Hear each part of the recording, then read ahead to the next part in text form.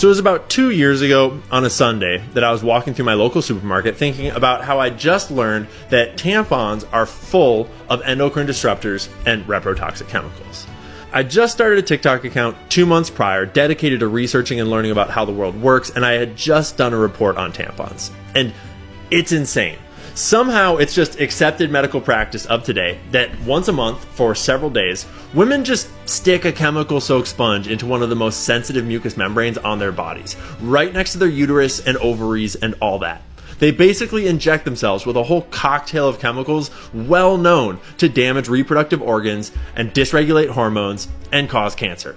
Researchers found glyphosate at 40 times the legal limit for drinking water. They found arsenic, lead, cobalt, mercury, and cadmium, among many other chemicals and heavy metals. My comments on the last video that I had made about the topic were flooded with stories of women saying that when they switched to organic cotton tampons or to Diva cups, their periods became way less painful, way less intense, basically overnight. And then, of course, there was a bunch of free bleeders just getting wild in there too. It was total anarchy. But I'm in the grocery store and I have this epiphany that seems really simple to me now. Like, I wonder if there are any organic cotton tampons in this grocery store. So I go to the tampon aisle and I take some photos of the selection available. And little did I know that those tampons, these ones right here, would change my life. Like, no joke, that tampon aisle quite directly led to me going on Joe Rogan and hosting the Candace Owens show and sitting here now talking to you. God works in mysterious ways. Because I discovered what we all already kind of know is that in most grocery stores, there's actually very little choice. Even when it looks like there are so many different brands to choose from, of the whole tampon section in that store, maybe 5% or less of the shelf space was devoted to organic, natural cotton tampons that didn't have poison in them. They were hidden way off in the corner out of sight. That's the blue section way over on the right. The bulk of the aisles was colorful boxes from all the big brands advertising Sport Fit and Freedom Flow and Comfort Care and just all sorts of made-up menstrual buzzwords, colored here in red, orange, yellow, and pink.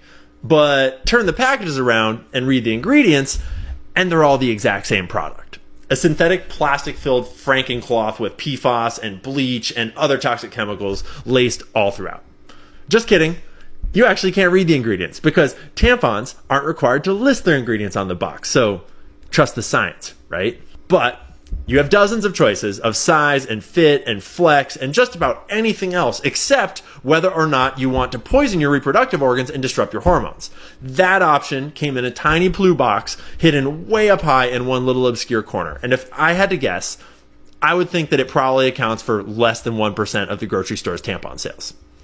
I even discovered that one of the brands, Stay Free, which is highlighted here in pink, is owned by Energizer, the battery company. I'm serious. This happened all the way back in 2013, and I'll bet that basically no woman that buys Stay Free knows that she's buying from a battery company. Like, they should make their sizing named after battery sizes if they're going to do that. Like, you can just get your AAAs or your AA's or your super extra heavy flow D battery. I mean, tampons. Anyways, once I looked up who owned all the mega corporations that were selling these tampons, I learned that they're all owned by the same shadowy financial cabal, foreshadowing the first layer of the BlackRock conspiracy theory. And we'll get into the whole thing in just a minute. And yes, for all the finance bros out there, don't worry. We know about beneficial ownership and